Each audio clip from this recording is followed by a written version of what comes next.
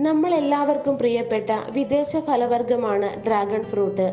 ഏകദേശം 30 degree Celsius ചൂടുള്ള കാലാവസ്ഥയിൽ മികച്ച വിളവ് തരുന്ന ഇനമാണ് ഇത്.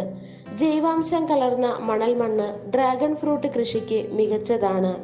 പ്രധാനമായും ചെടിയുടെ കാണ്ഡഭാഗങ്ങളാണ് തൈയുൽപാദനത്തിനായി തിരഞ്ഞെടുക്കുന്നത്. പോട്ടി മിശ്രിതം തയ്യാറാക്കി 20 സെന്റിമീറ്റർ നീളമുള്ള കാണ്ഡഭാഗങ്ങൾ മുളപ്പിച്ച് തൈയുൽപാദനം സാധ്യമാക്കാം.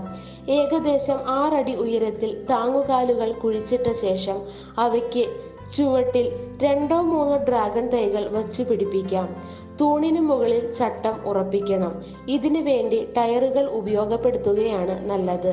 ഒരു കുഴിയിൽ ഏകദേശം 15 കിലോ ജൈവവളം ചേർക്കാം.